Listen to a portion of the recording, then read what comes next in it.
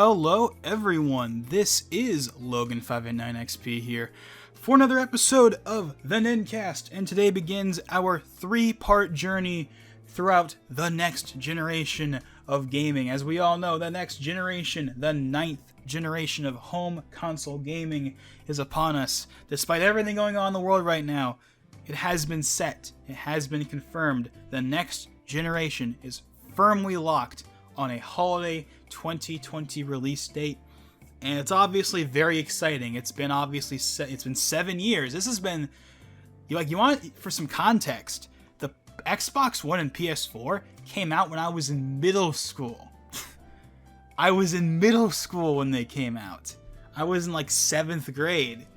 Now I'm in college, so it's been quite some time, and it's a very exciting time to be a gamer, no doubt about it. So today, we are going to start our journey talking about Microsoft, Sony, and Nintendo, because Nintendo's obviously still going to be around, and Nintendo's very, very interesting right now for a lot of reasons, but we will get to that when we talk about them in a later video. For our first installment in this series about the next generation of gaming, we're going to be starting off with Microsoft, the Xbox Game Showcase, Game Pass, and the Xbox Series X, and their strategy going into not only this year, but in the years to come. Before we can talk about any of that, we got to start with, of course, the showcase, the Xbox Games Showcase, the big blowout event, the equivalent to Sony's PS5 event from last month, the event that at least was supposed to sell people on a Series X. The event that was going to be way better than the May event. After, the May event, which, by the way, the May event was never supposed to be a big event. It was just supposed to be like a third-party thing. But after people complained about that, Microsoft said, okay, we're not going to do that again. Our next event, the July event, is going to be the one. This is going to be the one that's going to knock your socks off. And all things considered, at the end of the day, in my personal opinion, the Xbox Games Showcase was fine. It wasn't great, but I also don't think it was horrible either. I thought it was fine overall. There was some good stuff in there, to be sure, some really good stuff even, but it didn't do its job for a lot of people. And what do I mean? Well, I mean, if this was just their E3, like if this was their E3 for any other year, I think people would be a lot more positive about it. I think people would be like, yeah, Halo Infinite, State of Decay 3, Forza Motorsport, all that stuff. Like, that's cool. It's cool, right? But this is not an ordinary E3. This is the prelude to the release of their next generation console. This event's job was to, no matter what Microsoft may say, beforehand or after the fact, to most people, this event had one purpose, one sole purpose. This event was to sell you on a Series X. That is what the event's purpose was. Maybe that wasn't what Microsoft's purpose was. Like, obviously that's what their purpose was, but that wasn't like their entire purpose, as we'll talk about in a bit. But the main purpose to the general public was, this event is the event that's going to either sell me on a Series X, or it's going to be the event that makes me not buy a Series X. And I mean, the fact of the matter is, for most people, not everyone, I want to make that very clear, not everyone, there are definitely people out there that were happy with the event and happy with what was shown, and that's cool. If you thought the event was great, that's cool. But for most people, at least from what I've seen, the event did not do it for them. And it mainly comes down to two problems. One, the whole thing about we're going to have games be on both Xbox One and Series X. So there's less of a reason to upgrade, at least initially. Obviously, eventually there'll be exclusives, but well, exclusives in the sense that they're not on Xbox One, because again, there's the whole, oh, the games are on PC. We'll talk about that in a bit, though. And then second is the big launch title, the reason why you would buy the console at launch. Well, let's just say it was divisive, to put it lightly. You know, it wasn't even really divisive, because I don't even really feel like it was divisive. It kind of felt like it was very squarely in one camp, with a vocal minority being, what are you guys talking about? This was cool. So, before we can talk about the rest of the games that were shown, let's get the elephant out of the way. Let's talk about the first proper reveal of Halo Infinite and its campaign. My personal opinion, again, I thought the showing was fine. I thought it was fine. Like the gameplay looks cool, the world looks cool. I like how they have the Halo Reach the assault rifle from Halo Reach. That's really cool. I love that they got the old school, the old school, charge up effect for the shield, like they showed at E3 last year. Like there's some cool stuff in Halo Infinite. Definitely, there's some really cool stuff in Halo Infinite. The problem is that it doesn't matter what the gameplay was like. It was held back for a lot of people for one big reason. And that is, of course, as I'm sure you all know at this point, the graphics. In my opinion, I thought the graphics looked fine. They weren't next generation, but they were never going to be. This is another thing that's kind of weird. It's like everyone's like, the game doesn't look next generation. It was never going to look next generation. Remember, no matter what Microsoft may say, Halo Infinite was designed to utilize the full power of the Series X. Ignore that, because that's not true. Because the game was designed back in 2017, 2018, when they were originally, starting development on the game. It was always designed for Xbox One first. Then they could do the Series X in addition to that. Think Breath of the Wild, like how Breath of the Wild was a Wii U game. It was designed for the Wii U, but then it also happened to get a Switch port, or come out on the Switch at the same time it came out on Wii U. Same thing applies to Twilight Princess or Persona 5. Persona 5 was designed for the PS3.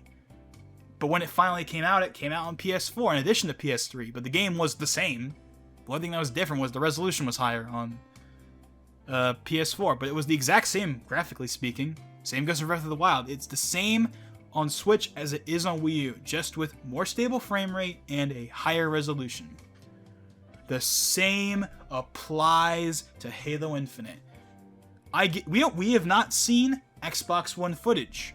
But I'm willing to bet, based on what we saw, and based on the simple fact that it was designed for Xbox One first and foremost, and this isn't new, by the way, back in January of 2020 or whatever, or whenever they said it, they said, we've designed Halo Infinite to run and look great on Xbox One first and foremost. This isn't new news!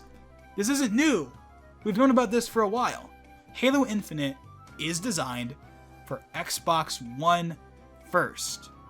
Series X is simply used to add enhancements, but the base game is designed around those Jaguar cores, that 8 gigabytes of DDR3, that 1.3 teraflop GPU. It's all designed around that, for better or for worse. So the game was never going to look next generation. But that doesn't mean the game definitely couldn't look better. I mean, look at Digital Foundry's video that they made recently talking about Halo Infinite and what they could do to improve the visuals. It really wouldn't take that much to make the game look a lot better. Just improve the lighting and some of the textures in the background and the pop-in, and the game would look pretty solid. It wouldn't be next generation, but it would look pretty solid. So there's definitely some improvement they could make, but my point is the game was never going to look next generation, so I don't think levying that against it is all that fair. That being said, this was the flagship title of this event, and it's the flagship title for the Series X's launch. A new next generation console. And the thing is, this whole thing about the game's graphics, I don't think would be as big of a deal if Microsoft didn't push the whole, yes, Series X, 12 teraflops, most powerful console. If they didn't push that so hard, because let's be real here, that's kind of been their outside of Game Pass, that's their main selling point for the Series X, is most powerful console, like it was for the One X. So when your flagship title doesn't look next generation, doesn't look like it takes advantage of those 12 teraflops at all, in fact, it even has some issues like the pop-in, it just comes off as really baffling to a lot of people. Again, I really didn't mind the graphics all that much. Obviously, they could improve it, but I thought overall the graphics were fine. It was mainly the gameplay that I cared about. And the gameplay, while there is some stuff in the gameplay I was mixed on, I think overall it's going to be pretty solid. I mean, again, the assault rifle, I think I already mentioned this. The assault rifle looks like the one from Halo Reach. That's really cool. There's that open-ended design. It's not open world, quote unquote, but it's like open-ended, like Halo. Like, for example, like they mentioned this a lot in interviews. The second mission in Halo CE, the one where you fall down to the ring for the first time, and you are exploring like the open like fields with the trees and stuff. Yeah, that's what they're talking about, and that looks really cool. That looks really cool. The new mechanics look cool. Like they got the grapple hook. That looks cool. Personally, I would have preferred they didn't have sprint, but there's sprint. It is what it is. I'm not gonna lose my mind because they didn't. Oh no, sprint is in the game. Because that's a whole big thing, right? Is the whole sprint versus no sprint. Personally, I would prefer they didn't have sprint, but for all we know, sprint is only for the campaign, and then the multiplayer they won't have sprint, or there'll be a mode where there is no sprint. But we'll have to wait and see. We haven't seen the multiplayer yet. That's a whole other story for another day. I think the main showcase, like the part of the graphics where I could see, yeah, this definitely could use some polish, was I thought the world itself looked fine. Again, like people were talking about, the popping in the background and stuff. That wasn't really that big of a deal in my opinion. The main thing was, at the very end, they showed the new Brute. I forget his name. It's a new Brute. It's not the one from Halo Wars 2. But they showed a new Brute, and he did not look great. I don't think anyone's gonna be defending that one too much. Like, he did not look great, just straight up. That's probably putting it lightly. Well, I don't know. He didn't look horrible, but he didn't look great either. Like, he definitely could look a lot better than what he did. So, like, his model didn't look. It didn't even look like it was from this generation. It looked like it was from a 360. Like, it looks like a 360 game. Like, the regular game itself, I thought looked overall good. Not great, not next generation, but good. Like, it was fine.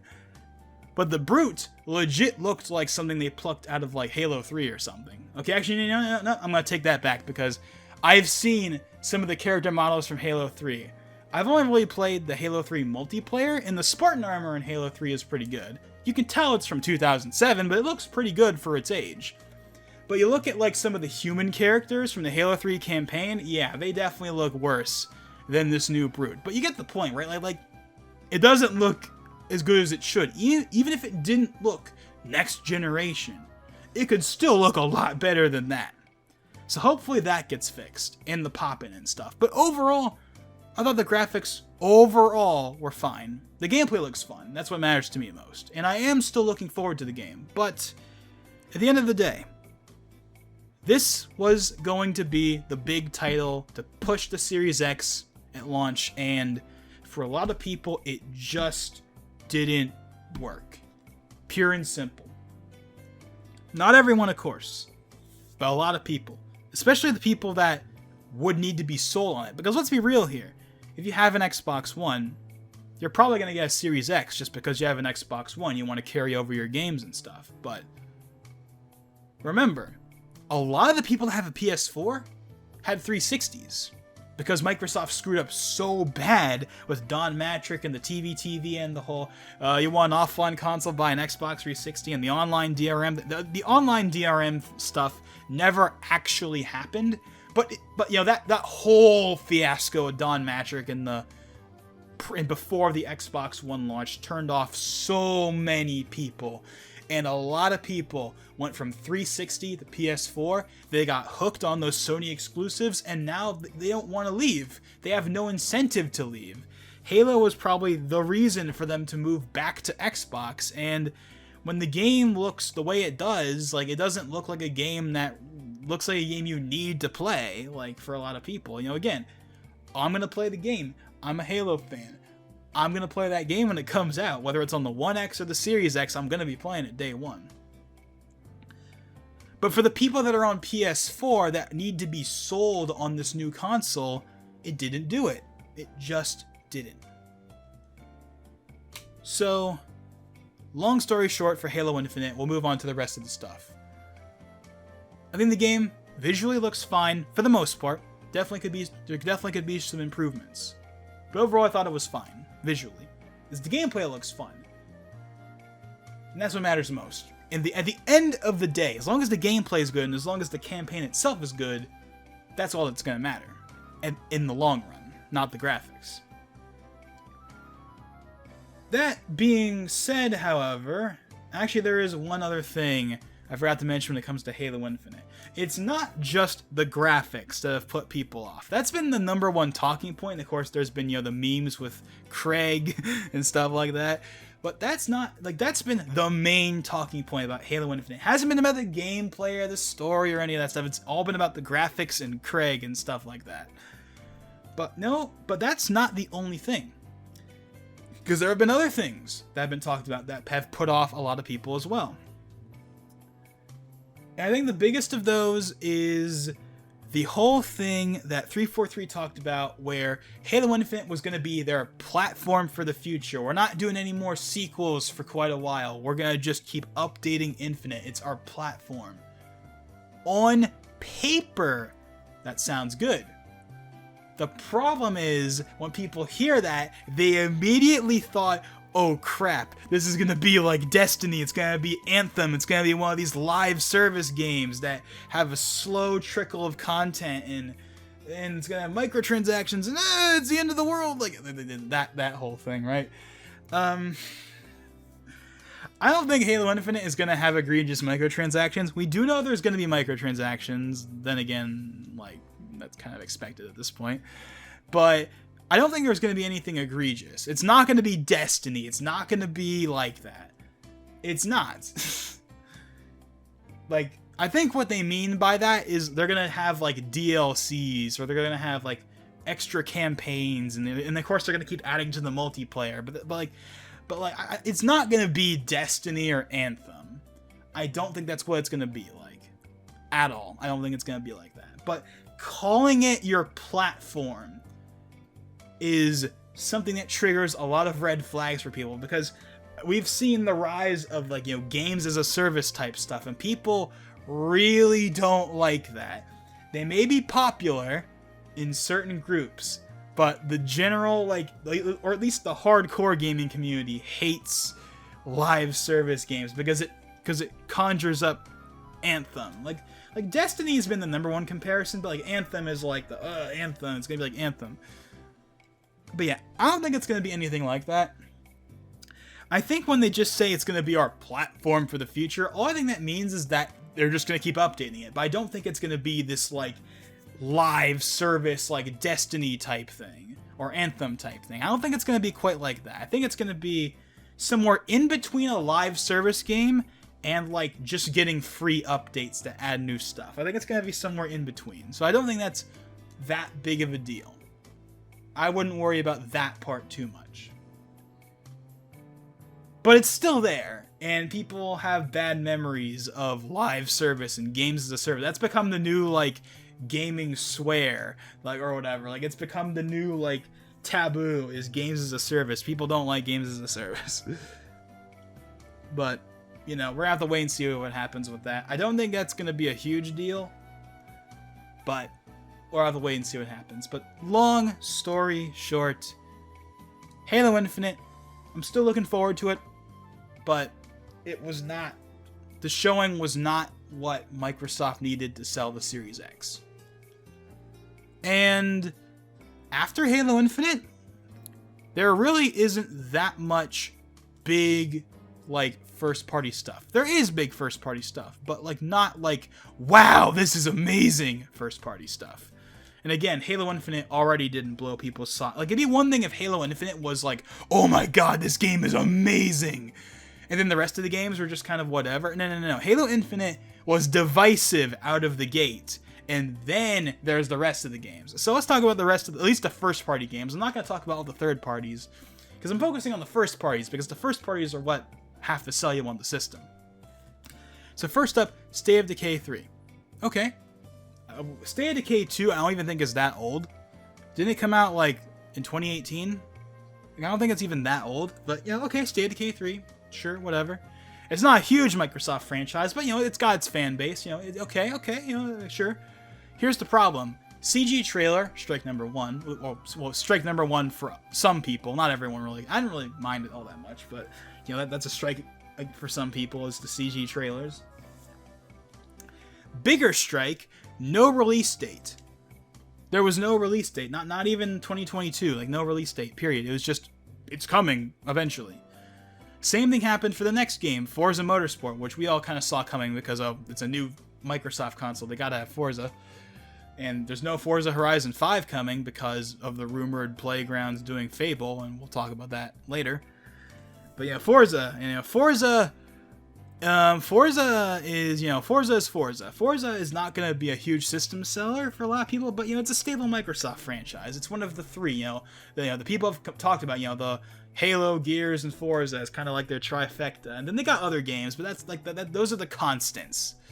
Gears did not make any showing, but that's not really surprising because Gears 5 just came out last year, and they're still updating that game, and it is going to be getting a Series X patch, but there's nothing new to show for that. Like, Gears Tactics isn't coming out for Xbox until later this year, and Gears 5 is still new, so there's nothing really to talk about with Gears. But yeah, anyways, Forza Motorsport. This is not Forza Motorsport 8, even though that's basically what it is, unofficially, but it's officially just Forza Motorsport, and this isn't just a case of they didn't have a title ready. This is intentional. This is because this new game is supposed to be like a sort of like soft reboot that's like kind of doing its own thing. And I don't know if this is 100% confirmed, but I heard that this is going to be another one of those games as a service type things where they're going to keep updating it for years and years and years. So, I mean, for a game like Forza, that makes more sense because there's not really that much of a need to release a new Forza game every 2 years when you can just keep updating the existing one. So for something like Forza, honestly, the games as a service thing makes a lot of sense. But, we'll have to wait and see how that pans out. But regardless, again, Xbox Series X, PC, no release date. Not even 2022. Like, nothing. Just period. Just, it's coming eventually. So 2 games that have no release dates. Not even a generic one. Just nothing, period. Just, it's coming eventually. Next up, Hellblade. Hellblade didn't really get anything new. They just kind of talked about the game a little bit and just showed the trailer from the Game Awards. So there's not really anything to talk about there, but, Hellblade. The only confirmation we have gotten is that Hellblade is coming out in 2021, I believe. So, okay.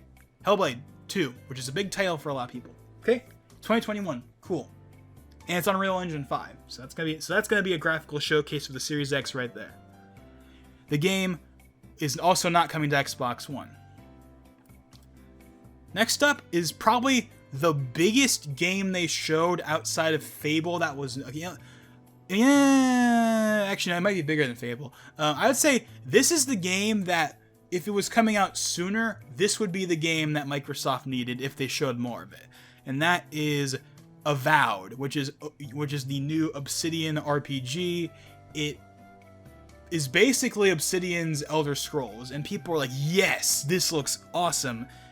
Bethesda's not doing Elder Scrolls 6 anytime soon, and they could use some competition.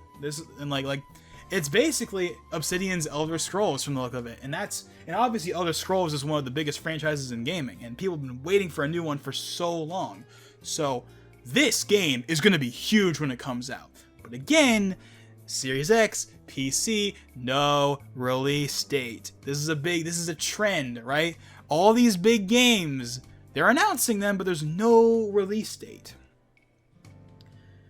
And that wouldn't be a big deal if it was just 1 or 2 of them, but it's like most of what they showed that's first party outside of Halo Infinite. It's coming eventually, but no release date. And that wouldn't matter as much if the games were like super exciting, but outside of Avowed and Fable, they weren't huge. And even then, those games, again, like, you're years away. So, we'll have to see how that goes. But yeah, and then last but not least, we have Fable, which was the worst kept secret outside of the Series S. They haven't announced the Series S yet, because we all knew that Fable was coming. Like, come on. It was like the worst kept secret ever. We all knew they were working on it. And of course, it's from Playground, the people that made Forza Horizon. So, again, Series X, PC, no release date. You notice the trend there? Not the release date thing, but something else. Know how I said Series X and PC for basically all the first-party games outside of Halo Infinite? Yeah, that's very odd, because Microsoft has been hammering home the whole, no Xbox left behind. We're going to be supporting the Xbox One. We want our current install base to carry over. And yet all the new games they announced are not on the Xbox One? Like, that's good, because it means the games aren't being held back, but it's also weird because it goes against the very messaging that Microsoft has been promoting.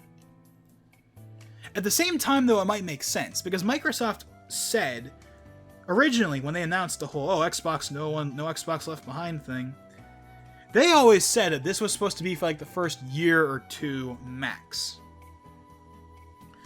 And none of those games have release dates, so they could be like 2022, 2023, after the Xbox One grace period. So, in a way, it makes sense, but it's also weird because it's like, okay, if none of those games are coming to the Xbox One, then what games are coming to the Xbox One? Halo Infinite is coming to Xbox One. It's going to be updated, obviously, for a long time. Okay. What else? Like, I'm talking about new games. Not like, I know Sea of Thieves is still being updated. Gears 5 is still being updated. Halo Infinite is going to obviously be updated. But, like, in terms of new games outside Halo Infinite, there isn't even really anything, at least from like Microsoft themselves, that I know of. Maybe I'm forgetting a game. Maybe I'm forgetting a first-party game here. But all these new games are Series X and PC only. So the whole, we're going to have our games come out on both platforms doesn't really mean anything. Like, I don't know. Maybe, I mean, of course, Microsoft has more games to show. We know this. We know there's more games. They're gonna probably, I don't think it's been confirmed officially, but they basically said they're gonna have another showcase. Whether it's in August or maybe later, there's gonna be another showcase. There's gonna be more, for example, we didn't see the game from the Initiative. We didn't see the game from them yet. So, there are still new games that we haven't seen yet from Microsoft. Maybe those games will be, coming out in 2021, and they'll be on Xbox One as well as the Series X. But everything they showed at this event that was new, as far as I remember, are only on Series X and PC. So it's kind of weird mixed messaging with Microsoft there.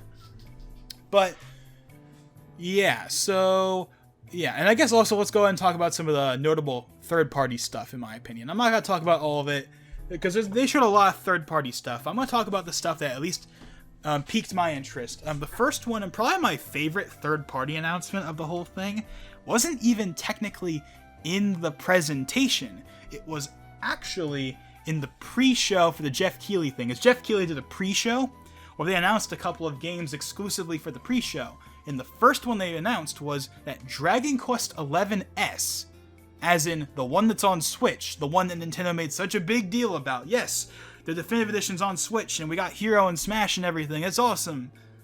It's coming to Xbox and PS4 and PC, but the Xbox was the big thing. Dragon Quest XI-S, which, by the way, Dragon Quest has never been on Xbox. This is their first time on Xbox. Is coming to not only Xbox One and it's also coming to PS4 and PC, although the original game was already on PS4 and PC. But you can get the upgraded version on those platforms now as well, so that's cool. But the main thing is Xbox, right? Here's the big thing. Dragon Quest XI-S on Xbox One, awesome. But you want to know the part that makes it so much better?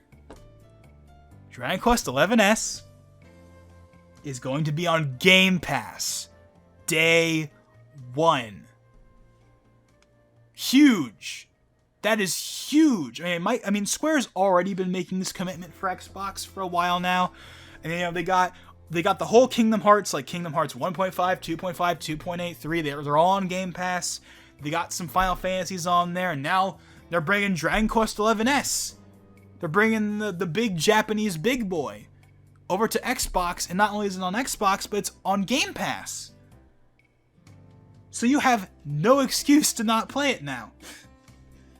I'm really glad this happened, because one, I wanted to play the game, but I was like I should get the Switch version, because the Switch version's the better version, but then I have to play the game at like 720p when I can play the PS4 version at like way higher resolution, but it'll be like the worser version. Now I don't have to pick. Now I can just play it on Xbox One X at native 4K, because it's gonna be native 4K. They haven't said that, but I'm like 95% certain it's going to be native 4K. For free with Game Pass. That's awesome. That's really, really cool and super underrated. No one talked about that, and I don't know why. That was a huge thing. That went under the radar like crazy. Probably because it wasn't in the main event, and again, it got overshadowed by the whole Xbox, Halo Infinite's graphics. But I thought that was a big deal that was like super slept on in the presentation. Next up, I don't have this. I have a little like thing here on the side just to make sure I don't get super off track. But actually I don't have this listed. But what's the name of the game? It's the new game from Yuji Naka, if you don't know who he is actually the creator of Sonic, or the co-creator of Sonic, I should say. He left Sega a long time ago, but he now works at Square Enix. And he is working on his first big new game at Square Enix, and it is called Balan Wonderworld. It looks like something that Yuji Naka would make. It looks kind of like Knights. It looks kind of like you can see elements of even Sonic in there and platforming, and it looks very interesting. And actually, it looks pretty interesting. It is not an Xbox exclusive. It is coming to all the platforms. It's coming to Xbox One, Series X, PS4, PS5, Switch, PC, everything. You name a platform, it's on it, except for maybe the Ouya or phones. Okay, the Ouya is long dead, but I just felt like making an Ouya joke right there. But yeah, so that looks pretty interesting, actually. I don't know if it's on Game Pass, but if it is, I'll definitely give it a shot. It looks kind of interesting. And then next up, we got Tetris Effect. Again, I'm not going over every single third-party game, because there's a lot of third-party games shown. I'm just talking about the ones that piqued my interest. Tetris Effect. Now, of course, Tetris Effect has been on the PS4 for a while, and it recently came out on Steam, or on PC, I should say. I don't know if it's on Steam, but it probably is, because what isn't on Steam these days? Even EA has come back to Steam. And it's a new version called Tetris Effect Connected, I believe. It's coming to, Xbox One and Series X, and it's going to have a new multiplayer mode, among other things. So that's really cool, and it is on Game Pass. So I have wanted to play that game. I've been tempted to get it on PS4, but now that it's on Game Pass, I'm set there, so I'm pretty happy with that. And then last but not least, in terms of the third-party stuff that I found super interesting, was Destiny 2. Destiny 2, so it's less so Destiny 2 by itself, because Destiny 2's been out for a while, everyone knows about it. And it was already confirmed that a next generation version was coming that was going to support 4K 60 frames per second. Yes, you heard me right. 60 frames per second on both PS5 and Series X at 4K. Officially confirmed. This was already confirmed a little while ago, but they reconfirmed it in this presentation. But the main thing is they announced that the new expansion, Destiny 2 Beyond Light, that was recently delayed, is going to be included with Game Pass when it comes out, as well as all previous expansions. So you can get the complete Destiny 2 experience with Game Pass. Because the game is already free. The base game became free last year and included the first two expansions. But the ones that came after that, which I believe were Forsaken and Shadowkeep, along with this new expansion that's coming out, all on Game Pass. That is a big deal right there. I don't think it's as big of a deal as some other, as Dragon Quest. Dragon Quest is more of a bigger deal it may not be as big of a deal for the general public, but it's a bigger deal in terms of what it represents. Like, oh, Dragon Quest is finally on Xbox and stuff. But Destiny 2 is going to be a big deal, because obviously Destiny 2 is a big game. And whether you like the game or not, the fact remains it's a very, very popular game. So getting all the expansions for free with Game Pass is huge. And it's also very interesting because it's kind of like, it's a full circle for Bungie, because of course Bungie, obviously, I mean, they didn't start out with Halo. They made Myth and Marathon and other games, but their big break was Halo, with Microsoft. And of course, eventually they left Microsoft in 2007 and they stopped making Halo games after Reach, and then they moved on to a deal with the devil, so to speak, with Activision. And if you've seen all the videos from all the various Halo and Bungie YouTubers, you already know the story of Bungie and Activision and Marty O'Donnell and Joseph Staten and all that stuff, and just how a combination of Activision's influence slowly kind of destroyed Destiny basically when it came out and all that stuff. But say what you will about the original Destiny, say what you will about all that stuff then, and say what you will about Destiny 2 in its current form, but the fact remains the game is extremely popular. And Bungie has gone from a deal with Activision and with PlayStation, because remember, when Destiny was coming out, they made a deal with PlayStation, like, oh yeah, Bungie's turning their back on Microsoft, now they're going with PlayStation. But but now they're with Microsoft again. Well, they don't have any exclusive DLC or anything, and of course the game is still on other platforms, but it's kind of interesting to see everything come full circle, and now Bungie's teaming up with Microsoft again in a small way, but an important way. So it's kind of interesting to see Bungie kind of come back around to Microsoft after all these years. But yeah, so basically, that was again, there's a lot of games I'm forgetting here, but I'm talking about the ones that I thought, and again, I'm not talking about games, by the way, that were already announced, like for example Grounded or Psychonauts 2, although Psychonauts 2, those actually look pretty neat. I know a lot of people are excited for Psychonauts 2, but that game is multi-platform because, that game was announced long before Microsoft bought the company, so it's coming out on multiple platforms still. But there was confirmation of a Series X version and Series X enhancements, so yeah, I doubt that there's going to be a PS5 version, but there is going to be a Series X version, so yeah, but the game is coming out on PS4 as well as Linux and Mac, in addition to Xbox and PC. So yeah, overall, Xbox Games Showcase, they had some decent games in there. They had some solid announcements, but it was not the presentation that Microsoft needed. It did not sell people on the Xbox. If anything, it made them not want to, especially after the whole games as a service talk and stuff like that. It made people be like, ugh, yeah, I'm not buying an Xbox. Sony's got their quality, no microtransactions, no loot boxes, no games as a service. They got their full, complete, single-player experiences, and they're awesome. And yeah, I mean, they are awesome. I've only joined the PlayStation family not recently, but 2019. So like January 2019 is when I joined the PlayStation family for the first time. And Spider-Man is Spider-Man and Persona is the reason why I will buy a PS5. Persona's not, it's Atlas, it's third party, but it's exclusive. Well, exclusive for right now. We'll have to see what happens in the future. But yeah. So Xbox Game Showcase overall, I thought it was fine, but it was not the presentation that they needed. So now that the Xbox Game Showcase is out of the way, what is the big takeaway from that showcase for Microsoft? What did that showcase tell the general public about what Microsoft's plan is with the Xbox Series X and their kind of whole thing going forward with gaming? Well, I can tell you exactly what that was. And I kind of already hinted towards it earlier. The main purpose of this presentation for Microsoft was not to sell you on the Series X. Or at least, that wasn't their main focus. No. Their main point with this presentation was Game Pass.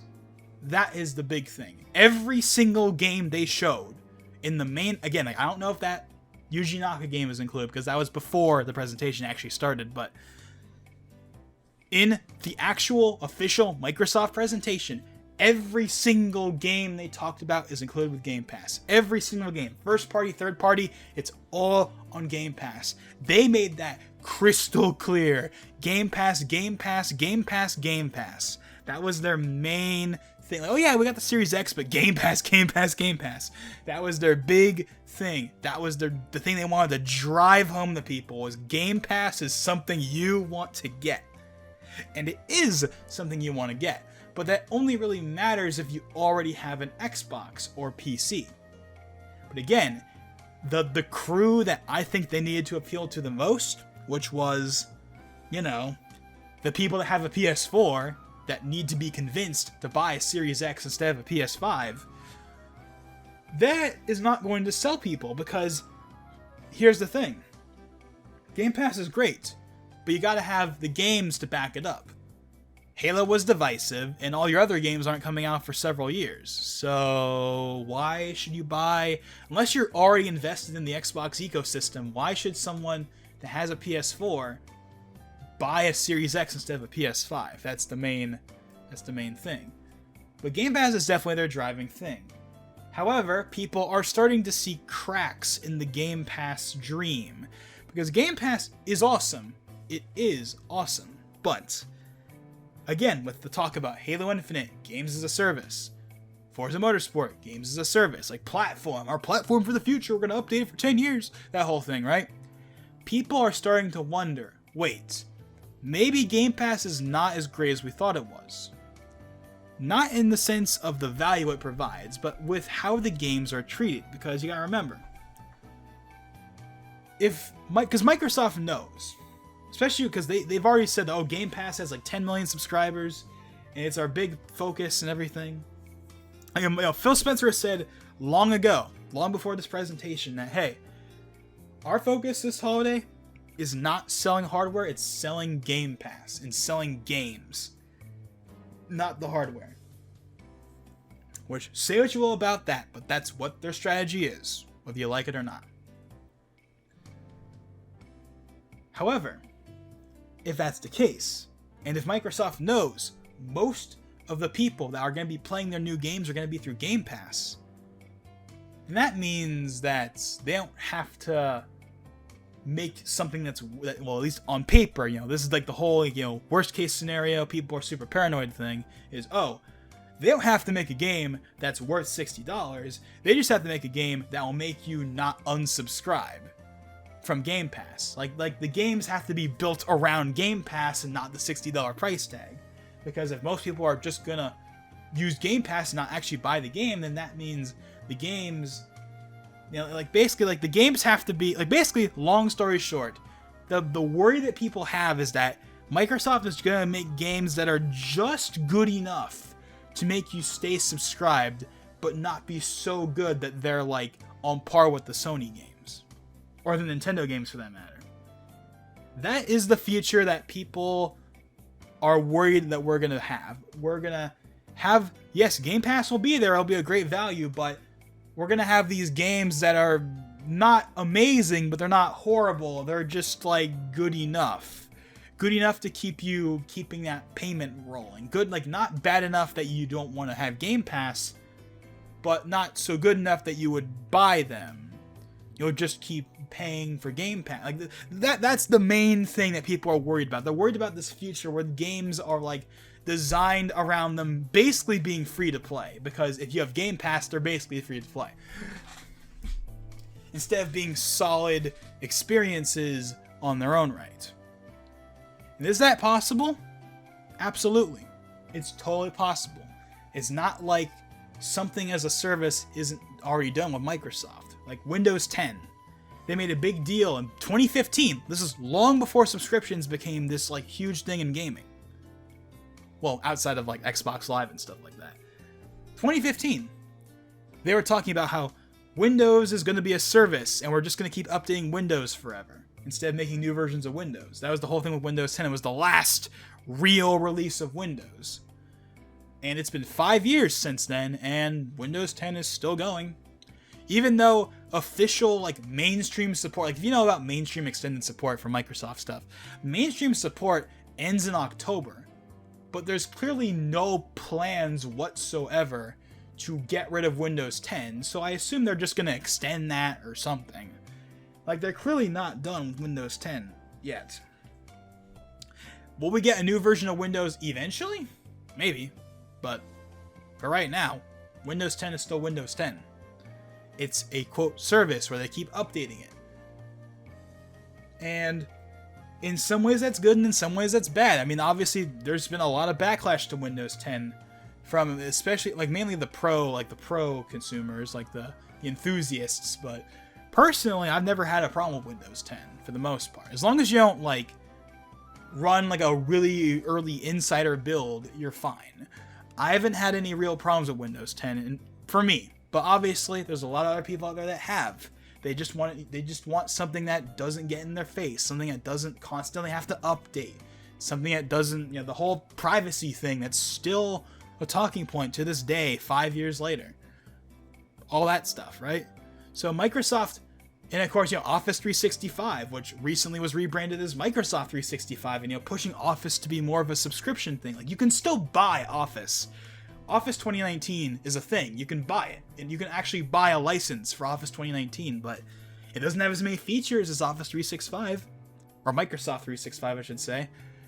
And that's their main focus. They bury the ability to just buy Office by itself. The main focus for Microsoft, clearly with Windows and Office, and now with Xbox, is services and subscriptions. And a lot of people really don't like that idea. And I don't blame them at all. But I think it's very much by a case-by-case basis. Like, I don't have a problem with Windows 10 being the last version of Windows forever. And as long as they continue to, offer Office as its own independent thing that you don't have to have a subscription for, I don't think it's that big of a deal either. And besides, there are plenty of open source alternatives like LibreOffice, OpenOffice, etc. that people already use. So even if Microsoft went fully, like, if you want to use Office, you have to pay a subscription, there's open source alternatives. Same for Windows. Windows, there are open source alternatives. There's Linux, there's Mac OS. Mac OS isn't open source, but you get the point. There's alternatives to Windows. There's alternatives to Office. But Xbox, well, there is an alternative, but not in the same way. Of course, the alternative to Xbox is PlayStation. If this subscription-focused model really does influence the way the games are designed and released, and people don't like it, they're just going to go back to Sony. And Sony's got no intention of doing any of that stuff. Their bread and butter is their strong, single-player, no fuss, no microtransactions, no games as a service, no billions of updates. Like, they got DLC, sure, in some of the games. Not all. Some of the games have DLC. But it's the classic type of DLC. The kind that Nintendo does, where they have, like, actual DLC. Not a bunch of updates. Not a bunch of little updates that add small things over time. Like, real, actual DLC. Even then, it's not for all the games. It's only for some of them. Like, Spider-Man had a season pass. But that was it. There wasn't microtransactions. There weren't skins. There weren't any... Okay, well, there wasn't, like, $20 skins. Like, they didn't have any of that stuff. It was just, here's the season pass. You get 3 episodes. They include, new story content. And you get some new skins. That's the way DLC should be done. That's the way that Sony and... Okay, Nintendo, for the most part, does it like this. Nintendo doesn't do microtransactions or any of that nonsense either on their console games either. But... like Splatoon is Splatoon, for example, is like the game that relies on updates the most, but it works for Splatoon. That's the key thing, is it works for Splatoon, constantly updating the game. And even then, they don't update the game forever. Eventually, they reach a point where they're like, okay, now the game is basically done, and we're gonna move on to something else. But Microsoft doesn't have that luxury. Microsoft doesn't have a strong game that they can build upon. Like, for example, Splatoon. Splatoon 1, notably, it had the 5 maps at launch, right? But the game was really fun to play as people kept playing it. And then Nintendo, like, every month or so would add a big new update. It added new stages, new weapons, all that stuff for free.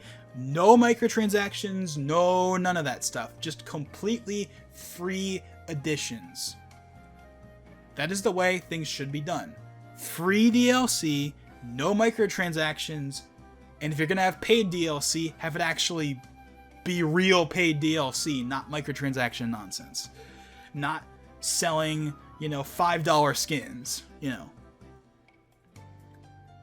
About the closest thing Nintendo probably has to a microtransaction in their console games is like the Mii costumes in Smash.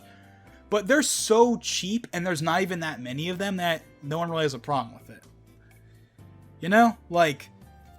Like every couple of months we'll get like 5 new ones, and they're like 75 cents, and they're completely optional anyway. So like, that's not microtransactions, that's just regular DLC. But that's the closest thing they have to microtransactions, and even then, like, it's not like a big deal at all. So, okay, my main point with this was people are concerned that the games are going to go down this path of free-to-play microtransaction, games as a service style stuff. People don't want that. Which is another reason why people don't have any real interest in getting a Series X if they have a PS4. It's like, why would I give up these great, complete, free of modern day nonsense like games to go to free to play, well, not free to play, but like virtually free to play, microtransactions, all that stuff. So yeah, it's a very interesting situation for Microsoft, because the big event that was supposed to sell people on the console didn't, for a lot of people. Not everyone, of course. There are some people out there that are still excited for the Series X. I'm still looking forward to it. I'm still looking forward to Halo Infinite. Still looking forward to the Series X. But the hype is definitely firmly in Sony's court. Easily. Like, I've already seen, like in the UK, apparently, like, 80% of the people, that want a next-gen console, 80% said PS5. Admittedly, that's a small selection of people. It's not the entire country, but the point still stands.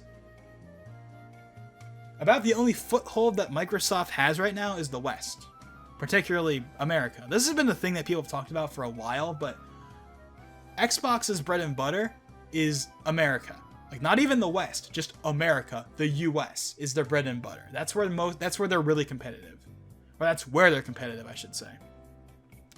Europe used to have an Xbox stronghold, but nowadays it's like, from what I've heard from people over in that side of the pond, so to speak, it's mostly PlayStation town. The UK used to have a 360 stronghold back in the day, but with Xbox, they fell to PlayStation. I've also heard rumors of maybe, or some talk about, Germany has a contingency of, a small but dedicated contingency of Xbox, but sounds like for the most part in Europe and Asia and the Middle East and everywhere that's not America, PlayStation is the console. It's the console. And of course, as we all know, in Japan, Xbox is non-existent. Like, at least Xbox, they may not be dominant, but they're in Europe. They have their fans. But Japan, they're like non-existent. Like, you want to know how many Xbox Ones they sold this generation in Japan? 100,000. 100,000? You heard me right. 100,000. I am not joking. I am not exaggerating. I actually saw that. And honestly, I could believe it. I've tracked the numbers for years. I've seen that it's extremely, extremely rare to see someone that has an Xbox One in Japan. And if the Xbox One has sold like dirt in Japan, I can only wonder how much the One X sold. But we do know one person that has a One X. You know who that is? Sakurai. No, see, I'm serious. Like, in the Min presentation, where he does that part where he, like, pans over to show his two TVs and you can see all his consoles, he has a 1X. He's probably one of the 2 people in Japan that has a 1X. Oh my god, I find that super funny. For context, in 2016, this was in a Source Gaming article. I don't know. I think it was called like Sakurai's storage solution or something. It's an old like article from Source Gaming from like 2016, from Push Dustin, I believe, who used to be the head of Source Gaming, although he left in 2019. And they showed pictures of like his huge game collection. He has like stacks of games and drawers of controllers and consoles. He has like, you name a game or a console and he has it. Even the most obscure stuff, he has it. And his main setup, you saw a Wii U. Okay, that makes sense. Obviously, he's a Nintendo developer, more or less. He doesn't work for Nintendo officially, but he's a Nintendo developer. You know, he's got his I believe he had his Famicom Mini. No. Was the Famicom Mini out by then? I think it was. He had a PS3. He had a PS4. He had a PS4 Pro. Then he had a base Xbox One, the 2013 brick. And now here in 2020, he has a 1X. I wouldn't be surprised at all if in 2021, when we get we get a Sakurai presentation in 2021, we see a Series X there. I would not be surprised if Sakurai got a Series X. If he got a 1X, he's going to get a Series X. And of course he's going to get a PS5, because of course he is. But we're going to see a PlayStation 5 and a Series X in Sakurai's house in the future. I am calling it now. In 2021, when, like, you know, he pans to the TV again or whatever, we're going to see it. We're going to see. He's going to have a Series X and a PS5. It's going to be hilarious. But, yeah, so we're nearing the 1 hour mark, so let's wrap this up. So, yeah. Microsoft Series X. Their strategy clearly is not with the hardware itself, it's getting Game Pass. Like, they're using Game Pass to sell the hardware. Buy a Series X because of Game Pass. But the games on Game Pass, while there are great games on Game Pass, and Game Pass is awesome, the big game for launch didn't blow people away. And all the other games that they showed aren't coming until like 2 or 3 years later. Combine that with the already super strong support for Sony and PlayStation with the PS5 and what they showed last month. And honestly, it's not looking great for Microsoft. They're definitely not out. I want to make that very clear. Microsoft are not out. They're by no means out.